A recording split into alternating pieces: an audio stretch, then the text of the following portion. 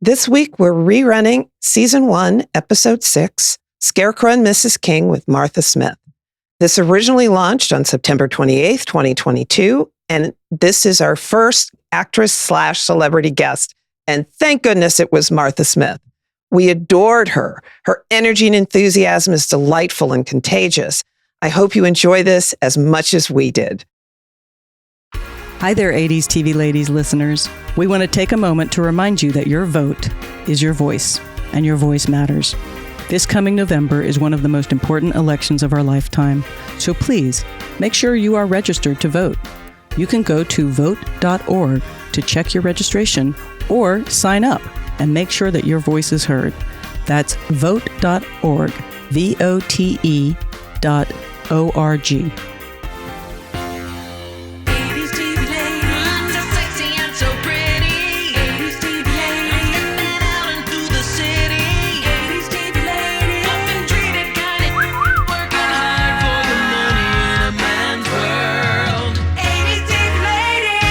Hello, everyone. Welcome to 80s TV Ladies. I'm Susan+lambert+hatem, and I'm super nerdball excited today. And I'm Sharon+Johnson. We're your host, and we're talking about female-driven TV shows from the 1980s. And I am nerding out, Sharon, because we have another special guest today from Scarecrow and Mrs. King. Today, we're going to be talking about acting in the 80s, Kate Jackson, Bruce Boxleitner, and 80s hair with the actress who played Agent Francine Desmond in Scarecrow and Mrs. King. And I have many, many questions about Animal House and Love, Sydney. Welcome to SMK Special Edition with Martha Smith. Ta-da! Martha is probably best known for her motion picture debut as the Southern cheerleader Barbara Babs Jansen, rival to John Belushi's Bluto in the comedy blockbuster Animal House. She's made hundreds of TV appearances in shows from Days of Our Lives, Happy Days, Charlie's Angels, to Taxi. So welcome, Martha Smith. Well, thank you, guys. I'm going to nerd out, so forgive me for that. I'll nerd with you. Okay, good. We have so much to talk about. But before we get into all things SMK, we need to talk about a couple of projects that happened before Scarecrow. Okay. Animal House. Yeah. I mean, things happened for you before that, but Animal House, can you talk about, did you know what you were getting into with that movie? Not at all, no. It's everybody's first movie, except for like Donald Sutherland and Tim Matheson maybe. But so we were all virgins for the film scene. And Animal House, I got called in to read for the other role, the other blonde cheerleader that always gets confused with me. But, that scene read in the script, she stands nude in front of the window and masturbates herself. And there was another scene in the script that said she's in her cheerleader outfit. She jumps up in the splits with nothing on underneath her skirt. And John Belushi looks up. So I thought, I don't know if I'm going to do this right now. My first film role, I had been fighting that image. And I saw the other role, the Southern cheerleader who was just such a bitch. And so I thought, well, this looks like a lot of fun. I could get my teeth into that. And I asked him, can I read for Babs? And they said, yeah. And so that was the genesis of how that came about. And no, nobody knew. Landis knew. John Landis, our director, he sent us little kind of 1930s postcards every day in our mailbox at the hotel. And he sent us, they would say, we're making a great movie. This is going to be historic. This is legend. And he'd say at the end of the scene, this scene's going down in history. And we're like, all right. Nobody knew. But it all came together in such a fresh way that at that time hadn't happened. And I really attribute so much of that to, besides casting, our writers were phenomenal from Harvard Lampoon, come National Lampoon, Doug Kenny, who we lost in 1980, and Harold Ramis and Chris Miller, those guys. And then John Landis, his spin on it all, also being very new to film. It was like his second or third film, and he had this frenetic kind of comedy sensibility. So, and Belushi, throw that in the mix from Saturday Night Live, and boom, it just did it. Amazing. And so, those guys have a reputation. What was Which ones? All of them. John Belushi and all of them. But so was it like professional on set? Was it like chaos on set? Well, there was a kind of organized chaos for the comedy to spin. John Landis is a character who you can tell in his films, he is operating at a different hyper speed than everybody else. So he's like, be funny, do this now, we're throwing it. He's really on top of the rhythm.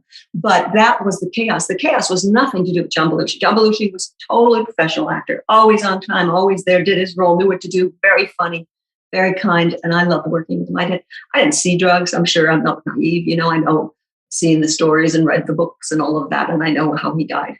But for his filming on the set of our movie, he was there as an actor. I went to a party at his house, and even then, I didn't. It was a brunch. I didn't see anything. We all went to a party, and I don't know. It's just something that was separate. What a phenomenal talent. And it's so funny how many 6 degrees of separation there are, because Eugenia Ross-Lemming started with John Belushi in Second City. So we talked to her, last week. And so Kevin Bacon, throw him in too. I know. There you go. Everybody's connected everywhere around the world. Melissa has a question. No, I have a connection to both Tim Matheson and Harold Ramis. Okay. Rest in peace, Harold Ramis. Yes. He was great to work with. I worked with him. Yeah. He was directing a TV movie that I was working on. Yeah. You were working on, what do you remember what the name of it was? No, it was, but it was really fun working with him. He seemed like a sweetheart. Yeah. So Melissa was in camera work for many a decade. Oh, good. Yeah. Matheson directed Without a Trace. Okay. All right. Tim's great. Yeah. Tim, what an otter. What a wonderful otter. He's a gynecologist now. Beverly Hills.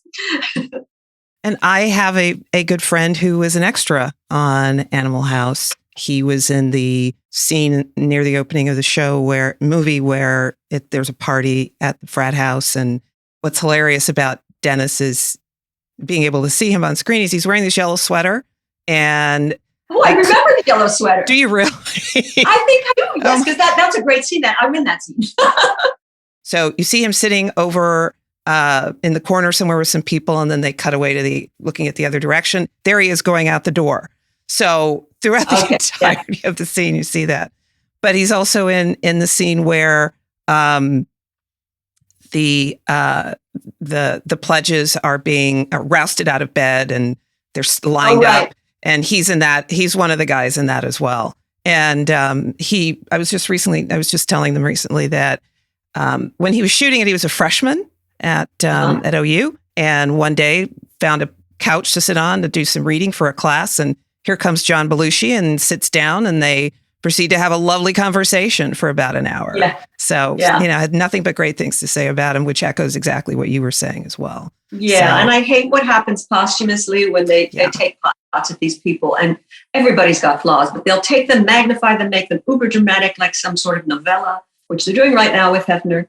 And it really bothers me when the dead person isn't there to defend themselves. And people go in for this kill, Everybody's not one thing. So, So let's talk about your Playboy time, because that was a big breakthrough. There's a good segue. You brought it up. Let's go. But I mean, come on. You're from Midwest, right? Yeah. You're young. Were you trying to be an actress and a model? No, that was the least thing in my mind, honestly. I wanted to be a shrink. I wanted to be a psychologist. And actually, I had been accepted to a community college at a very young age, but they told me that they discouraged me from going. I was going to major in psychology. They said, you're going to, not socially, it's not good for you. It'll kill your passion for psychology. And so I went and worked in a mental institution instead at that time as a very young person in an extremely regressed ward. But I saw later on the similarities between, acting and psychology and all of these other ologies that you just take your character apart.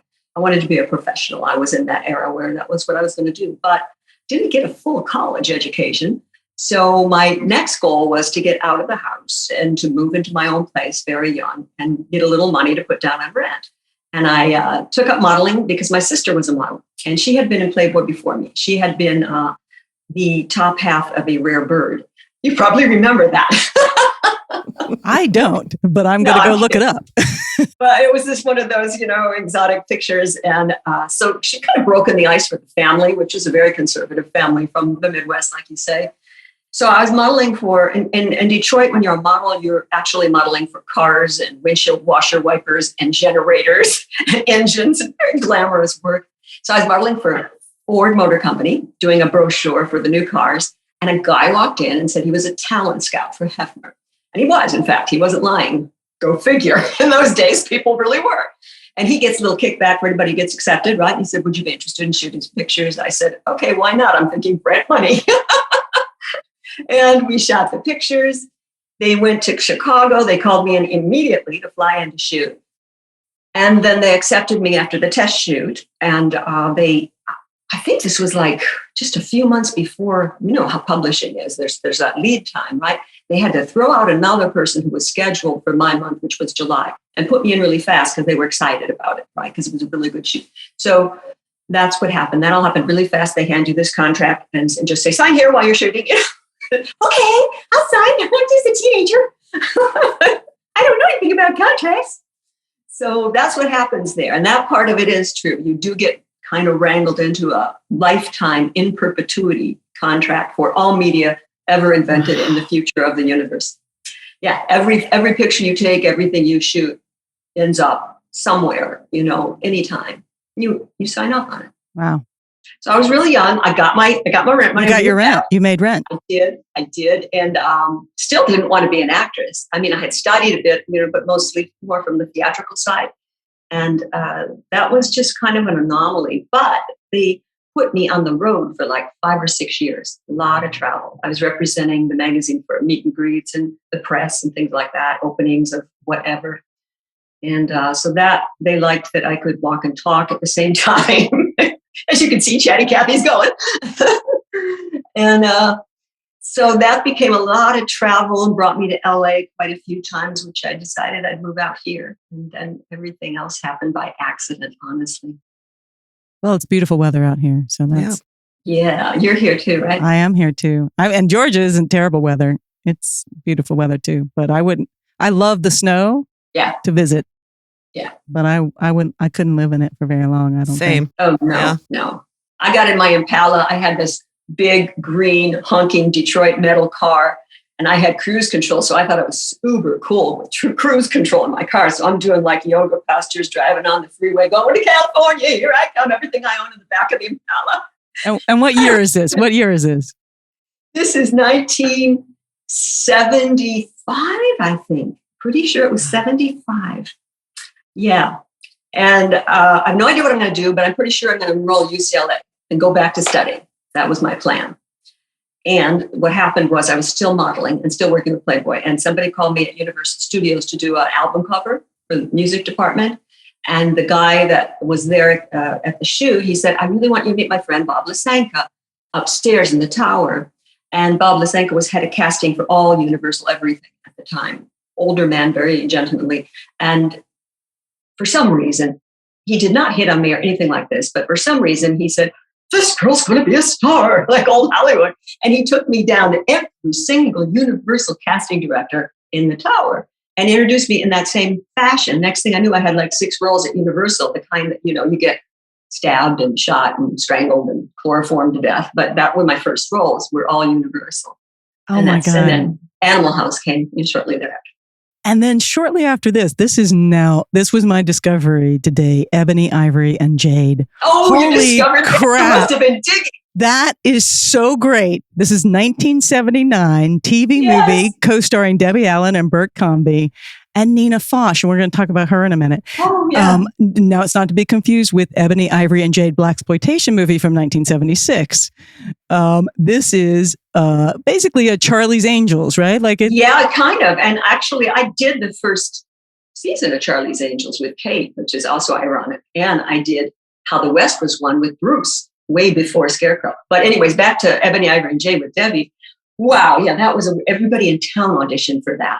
And I was not a singer-dancer. I mean, I had sung and I have sung professionally, but I'm married to a singer, so I know my levels and my limits. Very, very modest and mediocre. You're beautiful. You have it's a beautiful. I saw the opening number. It's fantastic. Oh gosh, you're great. The dancing. You're up against Debbie Allen. Yeah, nobody dances like her. I mean, and so poor thing. I felt sorry for her because they throw me in with her at very different levels, you know, and.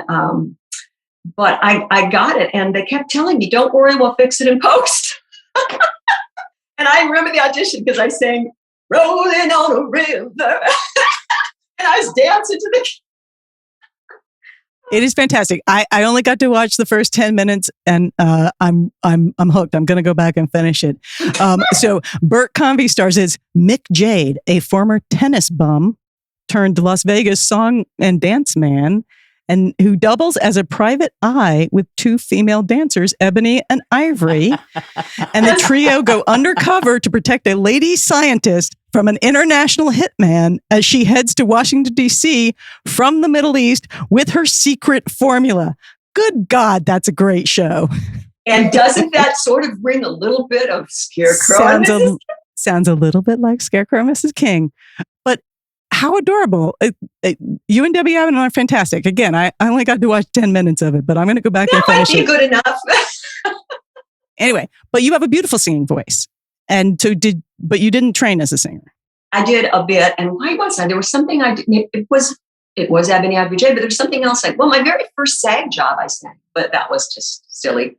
I think it was for Ebony Ivory J that I started the lessons, maybe earlier. And then I continued them. And I actually met my husband while singing. This is a good story. I'll give you the story. Whether you use it or not, it's fine. It's your choice. But VH1 had come to do a story on me as I started a singing group. It was one of those strikes we get in town. I always do another creative project when we have a strike. So I had all my girlfriends, a bunch of girls get together, and we had a friend who owned a cabaret in town. So we did this group. I had stand-up bass, and it was kind of a cabaret, weird show. But I wanted to do a duet. There's a song that Tom Waits and Bette Midler did called Never Talk to Strangers, if you know that one. And I wanted to do that song really badly, so I needed a guy. And I was out, VH1 had done this show on me, showing my singing at home with piano. And I said, just use any of this footage you want. Don't use the first 15 seconds because it's off key. Well, VH1 used the first 15 seconds. Martha Smith is singing for her supper. And, it was just this pathetic character that was off the show, Scarecrow, and didn't have anything going on. She was singing in this little play. It was one of those. I was so depressed watching that show. I went to our local hangout, and they have people singing there. If you're a good singer, you can sing at this place. It was called Backstage in Beverly Hills. And my now husband was singing this amazing voice, right? And I'm really drawn to voice. And he was singing, I don't remember which song he was singing at the time, but I went up to him and started singing with him. And I didn't know then he never shares his microphone, but anyways, it was really going well. And I asked him if he could do a duet of Tom Waits. He said yes. He came for rehearsal. He did Tom Waits so well. I gave him 6 songs in the show. And here's the fun part. The show, we fell in love on stage performing the show. It went on and it developed. It was kind of a storyline. It's like theater and music. So these couple meet, they hate each other, they get together, they love each other, they divorce, they get back together.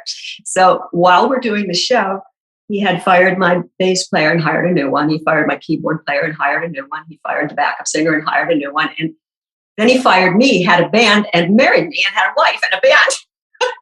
He never tells that part of the story. He always says, I saw him singing and fell in love, and that's the end of the story. And that's the end of the story. So I just want to get the record straight. The record is now straightened. And then I also want to talk about, you starred in an episode of Taxi. You starred in a lot of 80s television, but Taxi, I love. Yes, the best show, the best people, the best writers, the best producers and directors. It was just a wonderful, wonderful show. It totally holds up. We've been rewatching that too, because this all started because my husband and I started rewatching 80s television during the pandemic. And funny. Yeah. And we actually met because of our mutual love of Stephen Cannell shows. But ultimately, we've just gone through like the 70s and the 80s a lot. And then I was like, well, I really have something to say about all these ladies in the 80s and what they were doing. And it rhymed. So, we had to make a podcast. But you starred in season 3, Elaine's Old Friend. I love that. Yeah. We're rewatching it. The show holds up pretty well. I mean, like really well so far. The writing is really great. The characters are really great. The acting is really great. And the guest stars are pretty amazing. And they were also nice. Just Judd Hirsch, who was at the time, he had the biggest dressing room and he was like the star of the show. He gave me his dressing room because I kind of came in at the last. I had my quick study for everybody in town kind of knew that. So I get these jobs at the last minute. Can you learn the script in like 32 minutes? Yes, I'll be there. So he gave me his dressing room, a dozen roses. I mean, just as a gesture of welcome to a guest star. Wow. Wow. Very sweet. Very sweet. Oh my God. All right. Well, okay. I'm so excited. Okay. But now I think we have to get into Scarecrow, Mrs. King, because that's the whole point of this show. Oh, that's right. Oh yeah. I am interested in what you were doing right before you got cast in Scarecrow, Mrs. King. Like, how'd you get the gig? The you audition? Sure? You want to know this? I do. We want to know it. So 1982, was a really rough year. It was, the stress test I was checking every box off on this. I was in the middle of going through a divorce. I had gone early in the year to Korea to do a movie with Vic Morrow, who I got very close to during the filming. Later that year, he was to die. And then we also lost John Belushi in that year. I had been working on a soap opera also. I did Days of Our Lives. And for the bulk of 1982, maybe I can't remember what months it was, but anyways, they fired me at the end of the year on Pearl Harbor Day. They dropped the bomb on me. They fired me very unceremoniously, I will say. And it was good, though, because I was playing this crying surgeon that was always killing my patients. One of them was my husband, Oops. So I called her Sandy Oops Horton, Dr. Sandy Horton. And 2 days later, after they fired me, it turned out to be a good thing, which happens in life so often. I went for Tony Randall over at Warner Brothers. This is how it ties in. Tony Randall was looking for a brand new lead on his show, which was Love, Sydney. You're familiar with that? Yes. That was the only American TV show to star a closeted gay man. And yet, because at the time, this was, again, the 80s, so there was the special interests that were trying to get the show not to do that. And so they had to dance very carefully. And they brought me in as his first female love interest. And this was the first time they were going to really share with the audience that he was actually a gay man. And I think this Love, Sydney was taken from a movie of the same name. I'm not positive about that, where he actually was gay. They were allowed to do that in movies, but TV was different because you had sponsors and commercials. So this episode was like a double episode tearjerker. And it's a sitcom, right? But they wanted to introduce this character. My character has no idea he's gay, and why is he rejecting me? We fall in love, and it's this really beautifully written. And meanwhile, what happened was the president of Warner's TV, came to our taping, and he was very impressed with my work. Now, my work was really good because I had been going through the divorce, had the deaths, and the being fired, and all these things that had just happened. So the tears were coming very naturally on a little bit of method going on there. And he made note, and it was shortly thereafter, like the next month, that the Scarecrow script came around. And it was 3 years later that I found out that he had shepherded me into that role and championed me. Now, he said he didn't have to, twist any arms or anything, but he wanted to make sure that I got the proper attention because he'd seen my work and liked it so much. Because I did comedy and drama in that particular show. Now, Love, Sydney did not get picked up for another season, unfortunately, because I was real excited to work with Tony Randall. Yeah. But then again, how that all works out, along comes Scarecrow. Then along comes Scarecrow. Along comes Scarecrow. And so you had worked with Bruce and Kate before that. Yeah, very small roles. Yeah. And so when you went in, did you know who was going to be starring in it, or was it still all unknown? For me, for my readings, and I had 3 auditions, it was only called the Secret Kate Jackson Project, and everything was very hush-hush. So yeah, just like Scarecrow, right? And they wouldn't give me the script. They just gave me the sides. So I just had my scene. So I was kind of hard to put together who everybody was. But I knew Kate. I didn't know Bruce. I don't even know if Bruce was brought on at my first interview. I went to read for Eugenie Ross Lippman for Mary Hartman and Brad Buckner. And Eugenie read Kate's role. And we did a couple of scenes. And in those scenes, I noticed, because at the time I had this photographic memory, so I know everybody's lines in every script. So I noticed she was changing the lines a lot. And I'm thinking, well, that's weird. Maybe she's just watching me and not looking at her script or something. And I just improv and did it. Second call back, same thing. Eugenie changing the lines again. I'm like, okay, but it went really well. And the laughs were in the right place because it was comedic foil. And then I found out later about her Second City background and all of that. I knew about Mary Hartman, but I didn't know. And I found out later also that on Scarecrow, we had to very, very, very often work improv. Scripts were changed frequently, like while you're walking onto the set, while the camera's action. Oh my gosh. So you had to think on your feet. And I think, I'm not positive, but I'm pretty sure that's sort of what they were testing. Got down to 3 people for the screen test. Do you know who the other 2 were? No, they were very beautiful. They were blonde. And we were all in the hallway together and not looking at each other, not talking to each other. But in those days, they they had the final screen test in just like an office room. And I was the third one of the three to go in, and I could hear the two before me and they're reading. Oh my. And I kind of knew at that point, because there is certain comedic snap to Francine that has to be really crisp. And the scenes they were doing, I just sort of knew I could have fun with that. And I went in the third knowing, this is going to be fun. And I got it. I was so excited. Oh my God. So you're excited. So you're shooting a pilot, but like in some ways, like was Ebony, Ivory, and Jade a backdoor pilot? Do you think? Were they thinking of making a show? That was a pilot. That was a pilot. Yeah, I did quite a few pilots, it seems, that didn't get sold. So that the producers said, if it sells, we're all happy. If it doesn't sell, you get the gowns. I don't know if you saw the sequin gowns we wore in the Las Vegas show at the Aladdin. So I've still got that gown. You still got the gown. Oh, wow. They were fabulous gowns. Again, that opening sequence, very impressive. Yeah. But all right, so you get the pilot, and then they shot the pilot in DC. You guys shot the pilot in DC. Did you go to DC?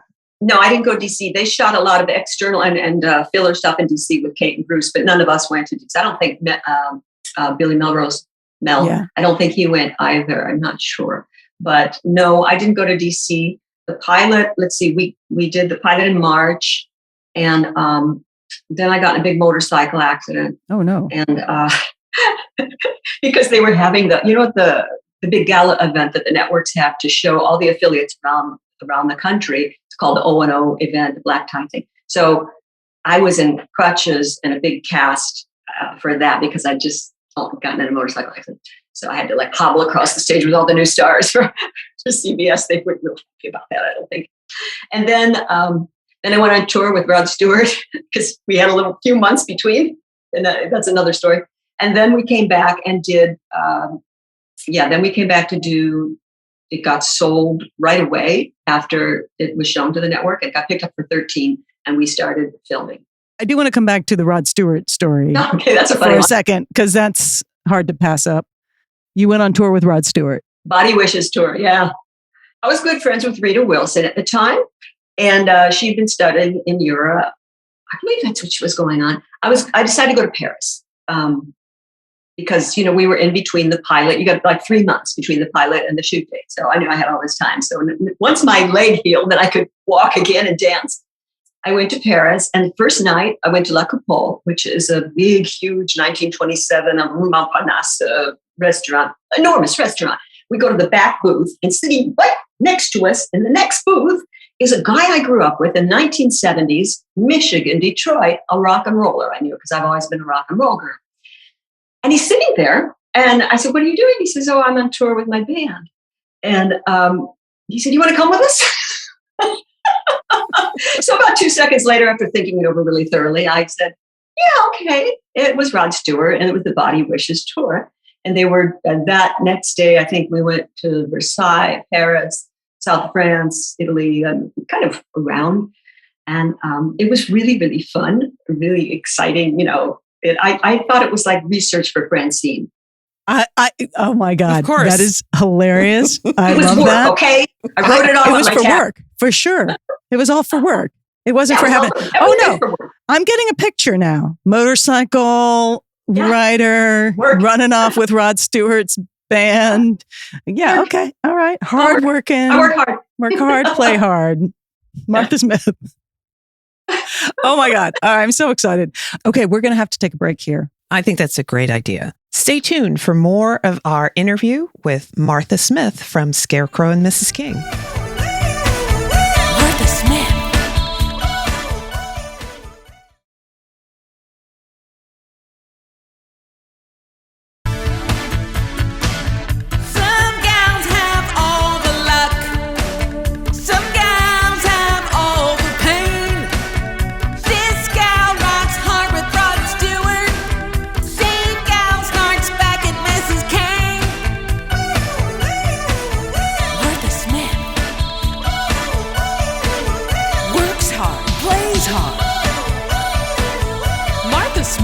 Martha Smith.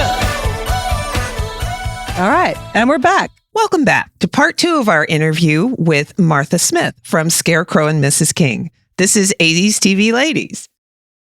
And so suddenly you're on a hit show that's running, and you have 13 episodes. And mind you, I had just been divorced, kicked out of my house, I had 6 days I got the show 6 days after I moved into a new place. I had to grab a roommate, find something, move all the boxes. And that all happened. I didn't think I'd have, any money again anymore because I had started a greeting card line. So all my money was tied up from the soap opera in these cards that were just sitting in a warehouse. And it was 6 days and I had that. So then it becomes a hit. You imagine this like cascading good luck that I got. Thank you. And so we sort of mentioned when we were exchanging emails that the Francine that Eugenie Ross Lemming and Brad Buckner created was the Francine you liked the most. Yes, and that's just personal because that's just, I love satire and I love comedy. Those are the things I love. Those guys did it great. They knew it. That was their genre. Now, I think if I were to look more objectively and not just look at myself, what I like, if I look at the whole big picture of the show was better when it became a little bit more of a generic tone of the romantic comedy adventure series that it ended up being, as opposed to there was more bite in everything in the earlier, this is my opinion only, but especially from my character only. So I loved that, and I loved playing that. It turned out that it wasn't loved by everybody. And so there was some back and forth trying to figure out how to work with that part of the character. And for a while, they just stripped it out, and I became kind of expositionary, like somebody, Billy, line 4, pick up now. There's the file. Go get the truck, Lassie. So for a while, that's what happened. But I think we rediscovered her. Well, I think that it was one of the things that I loved about the show. Really? Was that there was another female agent, A, right? You could easily do this show and it's just her in a sea of male agents. But there was another female agent who was clearly capable, who was clearly had her own agenda. Yes. And that even though there was some snark. Oh, yes. Lots of snark. Yeah. In those early episodes, there's a weird kind of, I'll make room for you, but I think you're an idiot. And so the fact that basically there were just two very different women approaching a particular career in a very different way felt very female driven because there were two women doing something in the same space. I don't know between Eugenie and Brad, but that was probably Eugenie's input, that part of the storyline and the characters.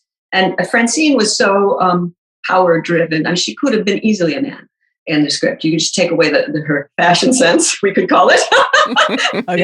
Okay, great. Let's dive in. Come on. No, you're going to go there. I was going to wait, but now we're going to do it. We got to talk about Francine's hair, Francine's outfits, costumes and hair, huge. And we know with women, particularly in television, that there's a lot of discussion about what the women's hair is going to be doing. At least there is now. So you see, this has been my hair since probably I graduated from high school. I'm not big on change, but I've played those characters before. The hairdresser was a lovely woman. She was so sweet and so kind. And I just hate to say anything at all disparaging, but she was from an era and styles that were considerably different than, and that was the vision that she brought to the early Francine. As time went on, I got a perm, and everybody did in the 80s, right? So I kept begging that they would let me kind of go more natural in the makeup and the hair, because there was a lot of makeup too in the earlier days. And then the wardrobe was not. So what I ended up doing after a season or two is I made a big folder of what I thought Francine should look like. I just wanted to, please help me on this, And I went to producers and everybody, and I showed them, pulled all these tear sheets out of Vogue and Bazaar, and I saw her as very sophisticated, very avant-garde and into fashion, but she used fashion more like she used her words, kind of like a weapon, her one-upsmanship, you know what I mean? Mm-hmm. She was really into that, and her rivalry, so fashion was part of it. I thought it was really important, but it didn't quite get across, but things got better and easier as time went on. There was just a lot of adjusting. All right. And I've been taking up a lot of time. I've been taking up a lot of questions. So I have to hand some off to Sharon. Oh, okay. Well, for the moment anyway, let's stay a little bit with, the hair and wardrobe. Sharon! No, because as someone who worked in an office at that time, there was a somewhat consistency with what women were asked to wear at the time. So, well, not asked to wear, but what was sort of the style. maybe a little exaggerated in some respects, but still, Francine looked like a professional woman of that time. It kind of made sense. But did I put you on the spot? No, not at all. Not at all. Because, I mean, in a lot of ways, that was sort of the lived experience. But that said, I wasn't sure. I don't know anything about the spy business, so I don't know that that's necessarily what all the female spies were wearing at the time, but certainly those earrings. Yeah, exactly. There were some times where I thought, really? But again, it's a television show, so. But I did like her. I did like her style to a large extent, and because she looked like a professional woman of that time, what people were wearing in the office. And I know that the relationship between Francine and Kate Jackson's character evolved over time, which I also appreciated. And it also kind of brings me back to something else that you said earlier about in the roles that you had over time. You did comedy, you did drama, you did a lot of different kinds of things. But did you have a preference, or do you have a preference in terms of drama versus comedy? Oh, man, I'll take comedy any day of the week. I mean, I just like hanging out with comics. I like funny people. I really believe there's a higher value to making people laugh beyond the obvious. It feels good. I think there's even a medical value to that, and psychological, certainly. I'll take comedy and satire, the finest form of comedy and the hardest to write and really recognize. I think I'll take that any day, yeah. Did you have a sense, too, over the course of the series, as different writers and different showrunners came in, was there a change to your mind in terms of the tone of the show? Be it, now we're more comedic. Oh, now we're less comedic. And okay, now we're, I mean, I know, from episode to episode maybe, but I kind of mean more in general in terms of what their approaches might have been. Yeah, we had a lot of comings and goings of production and writing staff. So it's hard. These people sometimes came on and from the ground running, they had to familiarize themselves with the show, like you might have done before this podcast, with the episodes, with the characters. And so obviously the focus is going to be on Kate and Bruce. That's the meat and potatoes of the show. We're just the little fluff on the side dishes. So I think a lot of times Francine would get lost in the shuffle, and they didn't quite know, what is this? Oh, she's like kind of a, I don't know, she's a talk backing kind of secretary or something. They didn't know what to do with her. And so hence not a lot was done with her for quite a long time. But yeah, there were changes. And so we would just take meetings and try to talk and communicate that. And it wasn't till I think year 3 that I did have to go to Alan Shane, who was, again, the president of Warner Brothers at the time. And I had to go to him for a couple of reasons. I had to say, things are getting really hard here. I'm not being allowed every year. I was allowed to do 3 guest stars on other shows on my days off. Nobody was letting me do those guest stars. And I kept getting offers and having to turn them down. And at the time I was saying again, Billy, hurry, the truck's coming. I was not doing much. I was sitting in my trailer. And so I had to go to him to ask if my contract would be honored and if I could maybe get my character closer to some semblance of what it originally was created, just those kind of things, a little discussion. He was so nice. And that's when he told me about the Love Sydney and all of that. So I didn't know that for years. He, by the way, is 96 now. Oh, wow. And still active. And he wrote a book called Double Life. That he was a closeted gay himself in early Hollywood. And he's had the same husband now for over 50 years. Oh, that's amazing. That's very beautiful. And I think his special interest in Love Sydney comes from his life was sort of reflected in that show in some ways, And so maybe that's why he came to that, it all just fell together that way. I really liked him. What you mentioned about your contract allowing you to do guest appearances on other shows, was that fairly common at the time for that to be? Yeah, everybody, I think the standard contract, when you do the pilot, they lock you in for a 7-year contract, just in case the show gets really big and you're still stuck with, you get a $10 increase next year. Yay!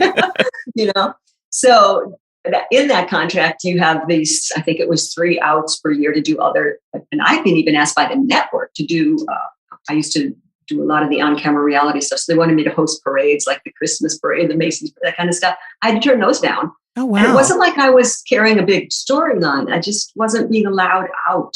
I'm not even sure why or who, but it was difficult. And because I wasn't being creative on the show so much then, I wanted to do something where I could play another character or play a character, I'm fascinated by when women get to be in scenes together that aren't, about men. So there were a couple episodes where Francine and Amanda get to work together, and the maid one. I love the maid. That's my favorite. It's adorable. You guys are fantastic together. You're really funny together. It's wonderful. I think Francine gets to be very Francine, and Amanda gets to be very Amanda. And yet you sort of both kind of win, right? So it's to me, it was one of the the stronger episodes of that season. Do you know what season that was? Was that 2? I'm curious because that was a really nice kind of forming a relationship with Amanda and Francine there, and that was so fun to shoot. She was great. She really was wonderful. You tell her she did a great job. Oh my goodness. And it's so startling. And she's so startling. You're like, that was great, Amanda. It's where she pushes the meat over somebody and like at the very end. Yeah. At the end, and we shake hands or something. And that was that actual meat packing plant in Vernon. Oh my goodness. Wow. No. Yeah. I want to talk about the fans. It's a really core fan base for Scarecrow and Mrs. King. It's amazing. And yet what's funny is it seems to be multi-generational. It seems to be people that originally found the show, and then people that found the show later and that weren't around. And watched with their parents. I get a lot of that. My mother, I watched it when I was little with my mom, And do you see a difference in those fans and what they love about the show? I am always kind of confused about no, honestly. I mean, I think it's a great show and all, but they're so avid and they're very smart, our fans. And they know, like I say, they kind of memorize everything. So I asked actually David, who I think you might be talking with, David Johnson, who's working on the book with Taya. I talked to him recently when he was in town about what is it? And he gave me, that it was the characters and how real they were and the storyline and all of that stuff. And I see it, but it's just that it's lasted so long.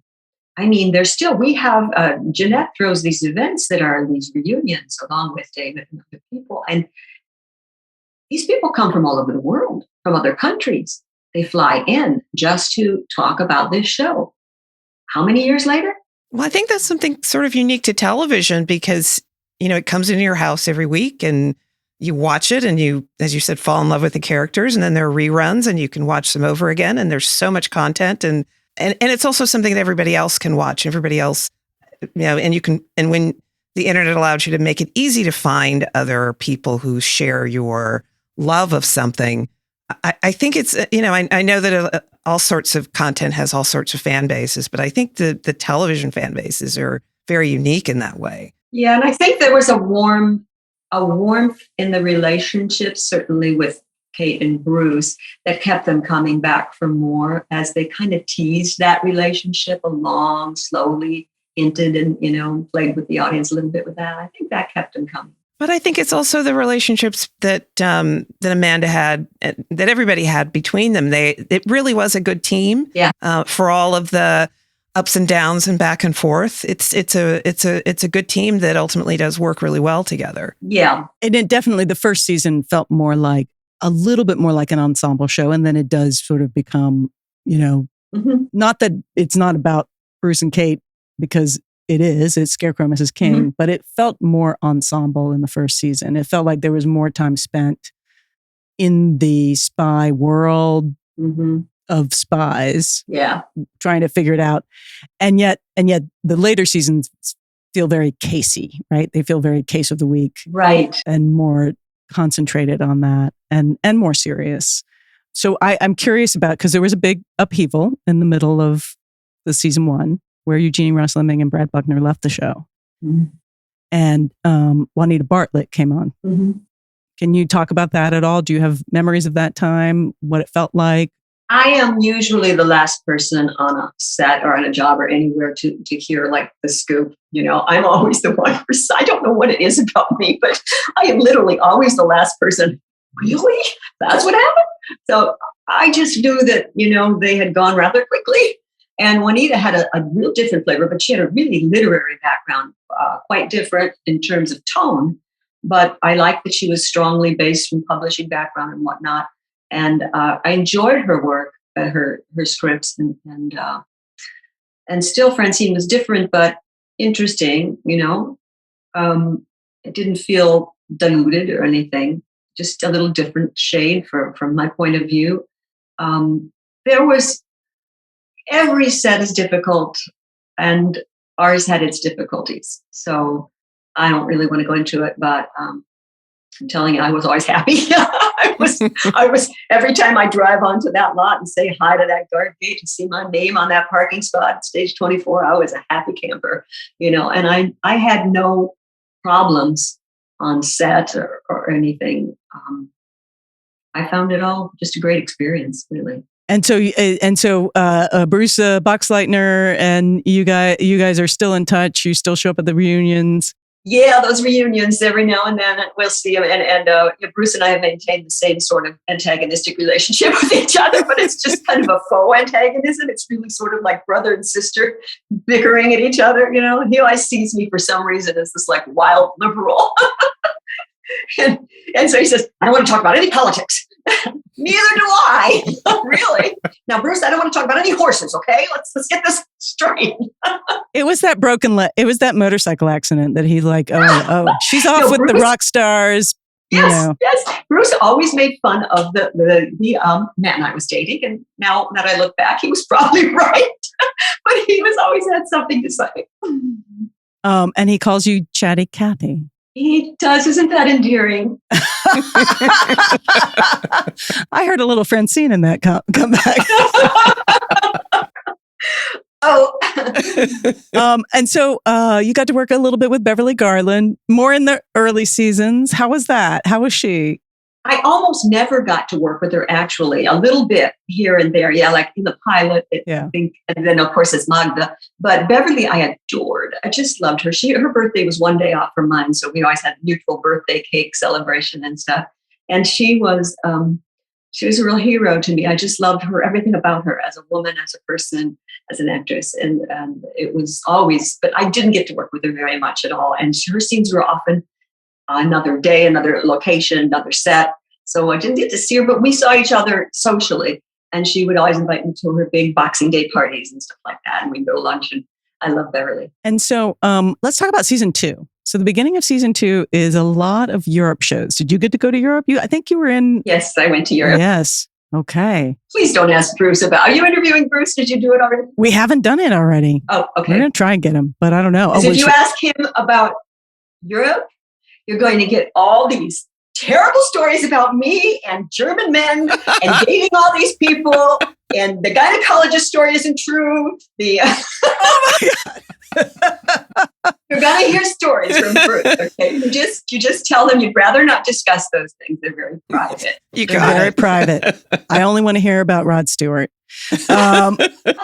Yeah. And so I think it's interesting when, you look at Remington and you look at Scarecrow in particular, because there's sort of two sides of a coin, and moonlighting being sort of the third side of that coin, because, coins have three sides. But it was the beginning of, and Cheers being part of that. It was a real exploration of power in relationships and like, I'm attracted to you, but I also need to be my own person. Mm-hmm. Yeah, you noticed Francine never had a boyfriend until like the last season. I know. And so, and again, but Francine was having a life, right? Yeah. She was Big like, life. I'm going embassy parties. I need to meet the prince of, whomever. I did like that about Francine. Francine was very clear about what she wanted. That was very clear. Clear and unapologetic. She was not apologetic about what she wanted and what she was doing and how she was doing it. And I like that a lot about her too. Oh, thank you. Thank you. Francine appreciates that. I had decided that Francine was a daddy's girl, and daddy was extremely ambitious and wanted her to strive to attain the same sorts of standards. And so their competitiveness came out of just her hardwiring. She couldn't really do anything about it. And so she just accepted it. And that was her life. She just needed to always get further, succeed, climb that ladder and get to the top of everything. And nothing was going to get in her way. And so what were some of your favorite, most memorable episodes for Francine? Oh, definitely Life at the Party, which is what I call Maids. But anytime I could go undercover, I loved anytime I could speak different languages. And like we had the Afghanistan kidnapping episode. Yeah. I got to wear no makeup and my natural hair in that one when I got kidnapped, because I was supposed to be I was so happy. That was what I looked like in those days. Nobody knew what I looked like. People would come to interview at my home and they'd go, Francine, you know. And Magda was fun. Magda Petrák from Hungary, of course. I got to do that twice. I got to do that. So that was fun because that nice dark wig and the Jackie O look. I think that one of my favorite Francine and Amanda scenes was, I think, early in season 4, when it really became apparent to everybody else that Amanda and Lee were seeing each other outside the office, if you will. And Francine said to her, "Are you sure? Because of the way that this could complicate things, complicate your life." And it didn't come across as anything other than concern for Amanda, as far as I was concerned. Oh. It wasn't catty. It wasn't jealousy. It was just, have you thought about all the ramifications of this? And are you sure you really want to do this? And I really appreciated that. And I don't remember that. They must have cut out the catty part. Always on the editing room floor. But see, I never really saw Francine as, she may have been snarky, but she wasn't catty. That's true. You know, it was more that she just had a hard time understanding how and why this person who wasn't trained and hadn't gone through the things that Francine had gone through was getting the opportunities that she was getting. But it never came across as anything other than that. It wasn't personal. It wasn't jealousy. It wasn't, she wasn't trying to undermine her in any way, which I thought was great. Do you remember the scene that we had, Kate and I, in the freezer? Yes. I love that scene. That was one where we could establish relationship. We didn't get a lot of opportunities in the script to do that, but there's so much action too going on. But that one was, really you got to see into where they were coming from and intertwine their own needs, kind of that was interesting and fun. And that was another one of those that was actually rewritten as you're walking onto the set. Okay. So let's... And so what was happening that was creating that? Was that just the writers were doing that, or was network it? Do you know why you were doing stuff? Network was never really around to make those kind of notes. That was just Kate was very specific about what she wanted. It was partially her show. Her production company owned part of that show, a good part of it. And she really knew what she wanted. And if it wasn't what she wanted, she would make those adjustments, So like I said, we all kept on our toes and it was for the better. She would make the scene better. And again, that is the charm of the show. The show survives, I think, and maintains its charm because of the relationships in the show. Those little moments, the moments between Francine and Amanda, the moments obviously between Amanda and Scarecrow and Lee Stetson, and even the Mel Stewart, like it's just a very charming show. Mm-hmm. That's a good word for it. Yeah. It has a lot of charm, and it's the kind of show that doesn't really get made as much anymore, which is sort of an action comedy show. We can see that in movies, but we take our spying really seriously now.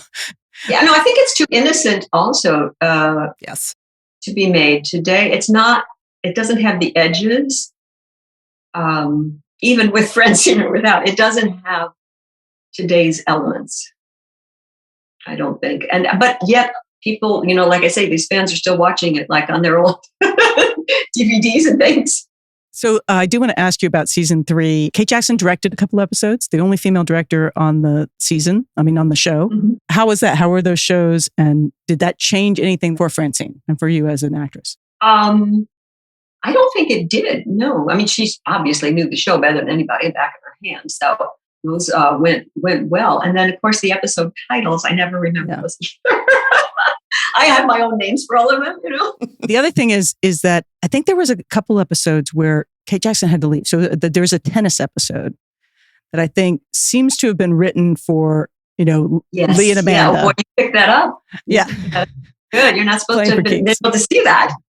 Well, Playing for Keeps is the tennis episode. Yeah. Tennis. Yeah. Was that the last minute? Did you remember that episode? And do you remember being like, okay, Francine's being called up to the show? Yeah. Yes, I do remember. I remember actually on the set being handed the script, and all they kind of did was cross out, Amanda and put Francine. I remember talking, I think it was to the AD who had his walkie-talkie on at the time with production office. And I remember saying, Amanda and Francine are like really different kinds of characters, and you can't just really give me this dialogue. And the producer didn't know that I was listening on the other end and said, she got a problem with that. I'm a leaper. I'm always like really, diplomatic about things. And I'm just saying, it's not that I have a problem. It's just that they're really different characters. And it's a little sticky, but we did what we could. But when you go into season 3 and season 4 of a show, and you're not being used as much as you would hope as an actress, or you would hope for your character, like, what do you do? How do you make that work for you? Well, that's why I was begging literally to do other shows, because I was being offered roles, and begging is what I was doing. So that's what you do. I went to production office. I had one very teary-eyed meeting with our producers at the time. That's when I had my little notebook full of, this is what Francine is. Can we kind of try to bring her, like save the whales? I was trying to save Francine, I wanted to bring her back a little bit, and it didn't, they seemed to be understanding that things proceeded as they were, more status quo. And I was getting the feeling also that, I don't know, I never took it for granted. I was always extremely grateful. I'm telling you, literally every time I drove onto the lot, it was just like, this is a wonderful, wonderful gift. But I was starting to feel like, don't say anything, don't make any waves. You're lucky to have a job at all. And then in season 4, Kate Jackson gets diagnosed with breast cancer. And we know that now. And I didn't know that for the longest time. I didn't know that. Bruce knew. And I think it was Bruce that told me, but it was quite late. So I really didn't know what was going on. I just kept hearing she wasn't well. It's kind of generic, couldn't come in. But I didn't know until really, really late. Again, I'm always the last one to know anything. I don't know what it is. I mean, and so it does seem like there were a couple episodes again where Francine sort of gets kind of shoved in. Yeah, well, the script, the last where I finally had a boyfriend and I had an apartment and all that stuff, that was written by Juanita back in early season. Was it? When did Juanita come on? She came on the second half of season 1 and all of season 2. And she wrote that script, and it for whatever reason didn't get made, but it was on the shelf for the longest time. So years later, when we needed material with Francine, there was that script. It was already written. So they had to build my set for my apartment. They had to bring on the boyfriend that I didn't know I had. I was rather excited because I waited a long time to have a boyfriend, and Beeman was as close as I got, and I just wasn't interested in him. Oh my God, there's a lot of fan love about Francine and Beeman. I got to tell you. I know, I love Beeman as a person. He's a great guy, but Francine wasn't into it. It is surprising. There's a script written in season 1 or 2 that basically would have established a whole other life for Francine. Yeah, I didn't even know it was there. And it gets done in season 4. Yeah. Wow. Yeah, it gets pulled out, dusted off, and bam, there we go. And you weren't aware that the script even existed until they dusted it off. Didn't have a clue. Oh my goodness. Didn't have a clue. Wow. And there was one line that I believe is in late season 3 or early season 4 episode. I couldn't find it. I went looking for it again, but I didn't have time to watch all the shows again to find this one line. That's kind of a throwaway line. Lee Stetson is on the phone with Billy and they're, do this and do that and whatever. Have Francine do her hooker routine. Oh, I remember the hotel. Is literally the line. Francine has a lot of routines. I got to tell you, I kind of almost fell out of my chair at the time, or the couch, because I was like, that would never have been a line in episode 1. In season 1. Well, what it would have actually been would have been do her honeypot, and that is Intel talk for the same thing. That So whoever wrote that, I don't know, but that was what season you said? 3. It's late 3, or I thought it was in 3, but I couldn't find it. We've already lost Juanita by then, probably. And, yeah, it was just sort of startling, and now my husband and I say it a lot. Oh, just have Francine do her hooker routine. My husband says that too. That's funny. And so here's my question. When you were on the show, did you feel like, oh, this is a show that puts women up front? Did you feel like it was what we would call a feminist show now, or at least a female-driven show? I think it was right in the target of the time in terms of that, because I was that age where when I grew up in this very traditional family with a mother who stayed home and a father who worked, all I wanted was to be a professional, because I was in that era, right, where that was sort of being first introduced, and it sounded very exciting to me. So all I wanted to do was, and so Francine also, and then Amanda even also, maybe later and maybe in her own way. But I think that now this is, 80s, and I was growing up more. I was born in the 50s, so, see that difference in time. But I didn't start thinking about those things until being of age to work. So I don't know about, I don't think it was ahead of the game or behind the game, actually. I think it was kind of right there where it should be at that time. And Francine, like I said, Francine could have easily been a male character. And she wasn't. She was that combination of, she was very yang, she was that combination of energies that was definitely, it was career, it was power, it was the whole 9 yards. And again, as a counterpoint, Remington Steele, Laura Holt is way more Francine than she is Amanda King, right? Okay. We're about to look, we're going to look at Remington Steele next, and Laura Holt is all about business and all about this. And then, a man walks in. So it gets a little more complicated. We have a special segment on our show called 90s TV Babies. And it's a younger generation that looks at these shows from a different perspective and talks about them. And I have to say, you're a favorite of theirs in the episodes of Scarecrow and Mrs. King, because they're like, the outfits, the hair, the attitude. I know. And they really it does really sort of pop for them. That's good to know. Good to know. I know I did a lot of, also in the 80s, I did a lot of Dick Clark's Pyramid. It's a game show, right? And they have celebrity contestants. Well, Dick Clark and I really got along well, so he would have me on all the time. And on that show, I could dress as myself. So I wore I was Cyndi Lauper, Madonna. I had the lace gloves, the ribbon in the hair, the big shoulders, the big hair, the spiky Rod Stewart hair. There's back to Rod Stewart. And, and the people that go back and watch those now, like on YouTube and whatnot, and you're right, it's all the younger people that say, oh, she was classic 80s. I love it. It's so fun to be historically admired.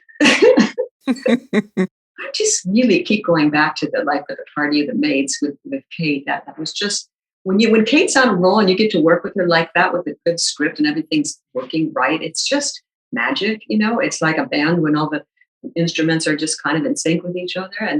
And that really stands out for me a lot as my favorite episode in every way. I mean, just as a viewer and as a participant, And then, so season 4 comes and you don't get picked up. You don't get renewed. Actually. Oh. Do tell. I don't know. Maybe, come on. Some say that we did. And, but it wasn't to be. It wasn't to be. Is that in the book? Is that what we're getting? You're saving it for the book? No, I don't think I'm not sure. I haven't gotten that part yet. So when you stopped shooting season 4, had it been determined at that point whether or not the show was going to continue? No, we were told we were told that was it, because I remember the last day of shooting, and I was shooting that episode, by the way, that Francine episode with her apartment and her boyfriend. That was, I think, the last one we shot, and I could not say goodbye to everybody. It was too difficult. It was too emotional. I was crying. I would cry thinking about it. Oh, and I drove off, and had my farewells afterwards. But it was really, really sad, because that's 4 years of really intense being with people that many hours a day. When they say it's like a family, it is like a family. Kate had health issues that were priority. And I don't want to say anything that's not, I don't know what's public and what's not. So I'm just saying that was the most important thing. She had to take care of that. And so there was not to be any more. And she had to have surgeries and all sorts of things. It was not easy. And that was Scarecrow and Mrs. King. That was the show. So there was no show. There was no show without Kate Jackson. Right. And such a scary time. Like, it's scary all the time. But I think, 30, 40 years ago, getting a diagnosis of breast cancer was terrifying. Yeah. And if everything had been in order, and if Kate had been healthy and all, we would have gone for another season, I'm pretty sure. Yeah. I mean, that, and it's also sort of seems like scary to even announce that in the 80s. I think women were not comfortable saying, hey, I need this time.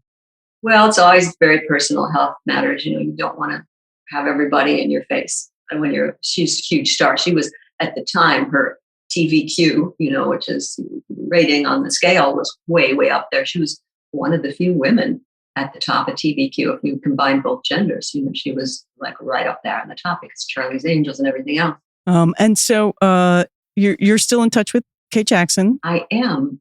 we had a lot of years where we didn't see each other. We just, like happens on shows, you lose touch with people. And then we reconnected a few years ago, and we went out to the movies together and had a lot of fun, and then lost touch again. And so I'm trying to reconnect again. She actually wanted to do a podcast about our show with kind of a fast forward, going where our characters would be today, that kind of thing. She was talking to me about that. And she has some really good ideas. That could be fun. Yeah. I think people would be ready for that. So you should tell her. Well, we'll promote it. We'll have her on. Sounds good. But also, I think it was just a kind of a perfect blend of Kate Jackson and a character that was going to see goodness in people. Like there's really, again, that's where I think the charm and the stuff that sort of holds up. It's a good point. Yeah. Yeah, I think you're right.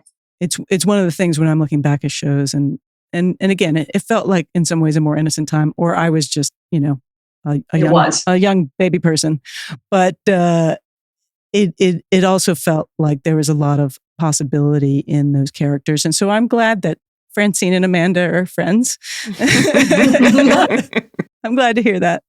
Yes. And I see Bruce every now and then also at the, there's these charity events that Hollywood throws that Bruce goes to. And because every year when they have this event, you have to wear, it's always Western wear. And I, like Francine and me, have zero Western wear. I have like one cowboy hat just for these events. And then I throw on some high-heeled boots or something. I think this is kind of Western, right? And then Bruce shows up in his full garb, John Wayne look. With so his saddle over his shoulder. Yeah, right. He brings the horse to the parking lot. Yeah. Oh my gosh. All right. And so we're going to get to 3 questions, which is our sort of last wrap up. But what's happening? Oh no! Don't worry. They're easy. They're super easy. You're chatty. You're fine. No, we love chatty. This is a podcast about chatty. Yes. Chatty is great and wonderful. It's a compliment. Okay, I'll take it that way. Oh, sure. When Bruce Boxleitner says it, he's on you. Blabby Bruce. We call him Blabby Bruce. Blabby Bruce. We're happy for chatty. Good. Podcasts love chatty. And, I love women who have something to say. But I did want to say, what's happening? Stuff happening? I am doing real estate, and I'm kind of doing the Francine version of it. I mean, I've got a small high-end clientele, but I've sold homes to princes and rock stars and celebrities of all types. So, it's that certain, I have a listing for $14 million. That's really, really beautiful and hoping to sell soon. I dream of retiring, honestly.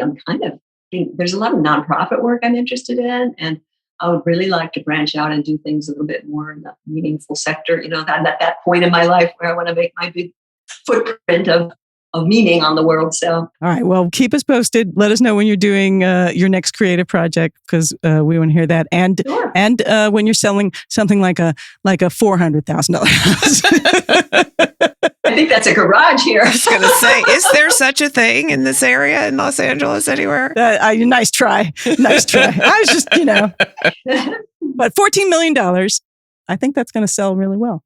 That's for a young professional. That's not the high end yet. That's not the 20 million and up. Oh, they just sold one for like 185 million, in Bel Air. Wow.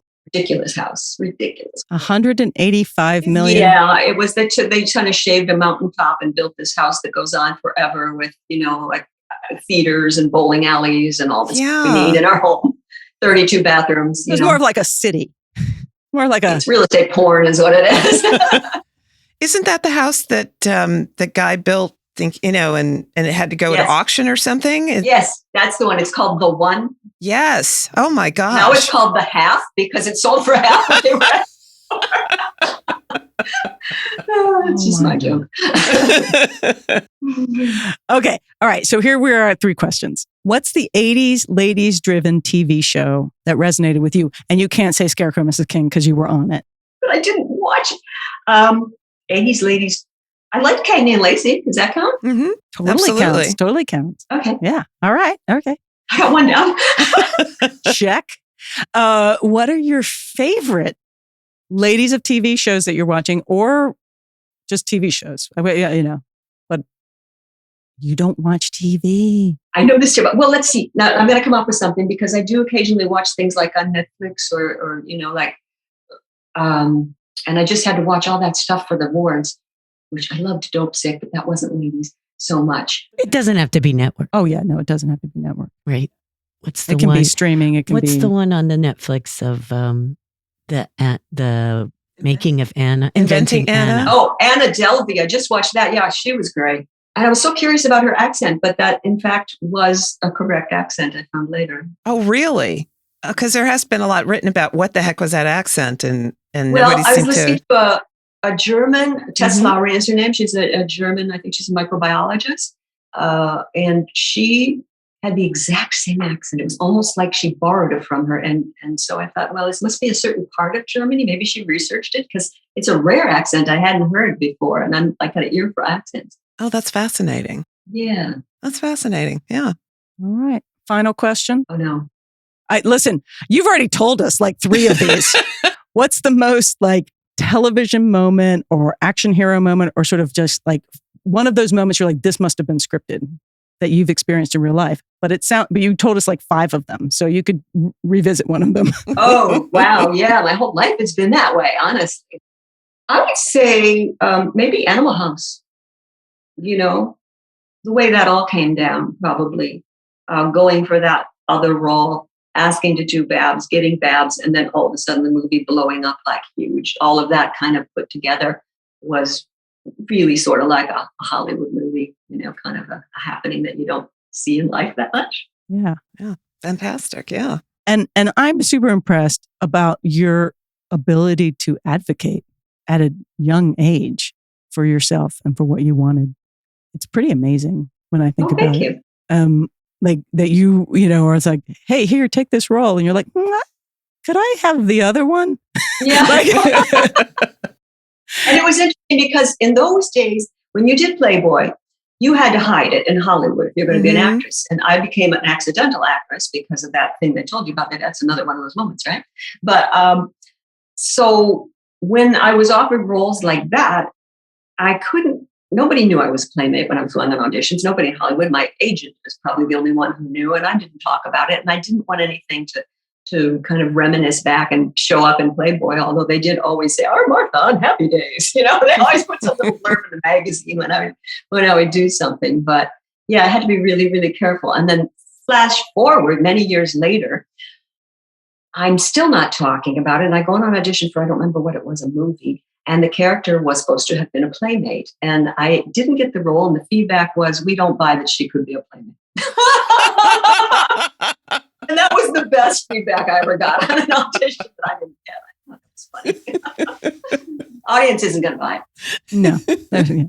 That's so like, and so such an interesting thing. So you feel like, do you feel differently about having been a Playmate now than you did then or whenever? Like, I didn't feel much of anything then. To me, honestly, I had been a model. And to me, it was another modeling job with a lot more money and no clothes. It just really didn't seem, I was a hippie, and being without your clothes wasn't a big deal. It wasn't sort of like, and I wasn't, doing anything pornographic. I was lying with, a little piece of sheer fabric between my legs and flowers behind me. Everything was soft focus and it was all that girl next door kind of look in the day, very fuzzy, soft and pretty. And I've always been a fan of artwork. And to me, it was like beautiful artwork. I had some of the best photographers in the world shoot me. I really loved the images they came up with. There was nothing I felt compromised about. I was paid really well.